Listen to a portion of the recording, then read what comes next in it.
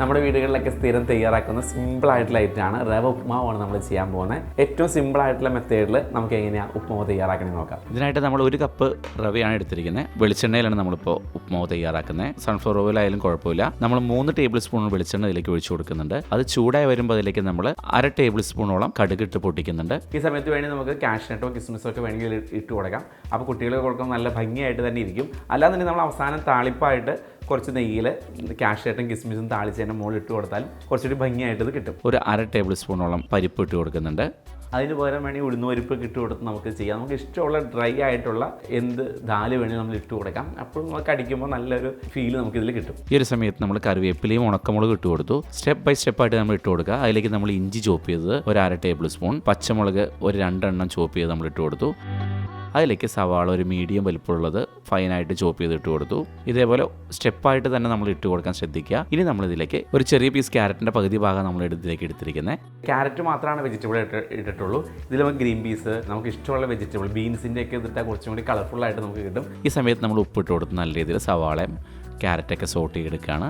ഉപ്പ് ഒരല്പം മുന്നിട്ട് നിൽക്കണം. ഉപ്പ് കുറച്ച് കൂടി എന്നാൽ മാത്രമേ നല്ല ഉപ്പുമാവ് ഉണ്ടാവുള്ളൂ. നമ്മളിപ്പോൾ ഇതിലേക്ക് വെള്ളം ഒഴിച്ച് കൊടുക്കുകയാണ്. നമ്മൾ എടുത്ത ആ ഒരു ബോളിൽ 2 ബോൾ വെള്ളം ഒഴിച്ച് കൊടുത്താൽ കറക്റ്റായിട്ട് ഇത് കിട്ടും. നമ്മളതനുസരിച്ച് റവ ഇട്ട് കൊടുക്കുമ്പോൾ തന്നെ നമുക്ക് കറക്റ്റായിട്ട് ഇത് അറിയാൻ പറ്റില്ല ഒരു വെള്ളത്തിൻ്റെ അളവ്. ഈ സമയത്ത് നമ്മൾ 2 പാത്രം വെള്ളമാണ് അതിലേക്ക് ഒഴിച്ച് കൊടുക്കുന്നത്. നമ്മൾ റവ അളന്ന പാത്രത്തിന് 2 പാത്രം വെള്ളം നമ്മളിതിലേക്ക് ഒഴിച്ച് കൊടുക്കുന്നുണ്ട്. അല്പം പാലിപ്പോൾ ഒഴിച്ച് കൊടുക്കുന്നുണ്ട്. ആ പാല് ഒഴിച്ച് നല്ല സോഫ്റ്റായിട്ടും കിട്ടും, നല്ല കളർഫുള്ളായിട്ട് കിട്ടും. നമ്മൾ വൈറ്റ് കളറാണ് ഉപ്മാവ് ഉണ്ടാക്കണമെന്നുണ്ടെങ്കിൽ ഒരല്പം പാൽ കൂടി ഒഴിച്ച് കൊടുത്താൽ നല്ല ഭംഗിയായിട്ട് ബ്രൈറ്റ്നസ് ആയിട്ട് നമ്മുടെ ഉപ്മാവ് കിട്ടും. അപ്പോൾ നല്ല ഭംഗിയായിരിക്കും ഇത് കാണാനായിട്ട്. അത് നല്ല രീതിയിൽ തിളച്ച് വന്നതിന് ശേഷം മാത്രമാണ് നമ്മൾ റവ ഇട്ട് കൊടുക്കുന്നത്. ഇതിൽ വേണമെന്നുണ്ടെങ്കിൽ അല്പം മഞ്ഞപ്പൊടി ഇട്ട് കൊടുക്കുന്നത് യെല്ലോയിഷ് കളറായിട്ട് നമുക്ക് ഇത് ഉപ്മാവ് മാറ്റിയെടുക്കാം. നല്ല തിളച്ച് വന്നതിന് ശേഷം തീ ശരിക്കും കുറച്ച് വയ്ക്കുക. കുറേശ്ശെയായിട്ട് നമ്മൾ റവ ഇട്ട് കൊടുക്കുക. റവ നമ്മൾ വറുത്ത റവയായതുകൊണ്ടാണ് ഡയറക്റ്റായിട്ട് ഇട്ട് കൊടുക്കുന്നത്. റവ വറക്കാത്തതാണ് ആദ്യം തന്നെ നമ്മൾ റവ വറുത്ത് മാറ്റി വയ്ക്കണം. എന്നാലാണ് ആ ഒരു സോഫ്റ്റ്നെസ്സും എല്ലാം നമുക്ക് കിട്ടുകയുള്ളൂ ഉപ്മാവിന്. വറുത്ത റവ ആയതുകൊണ്ട് നമ്മൾ ഡയറക്റ്റായിട്ട് ഇട്ട് കൊടുക്കുകയാണ്. നമ്മുടെ വെള്ളത്തിൻ്റെ അളവനുസരിച്ച് പൂർണ്ണമായിട്ട് റവ ഇട്ടുകൊണ്ട് തിക്കാക്കരുത്. സോഫ്റ്റായിട്ട് തന്നെ ഉപ്മാവ് എപ്പോഴും വയ്ക്കുക. അതിരുന്ന് ടൈറ്റ് ആയിക്കോളും.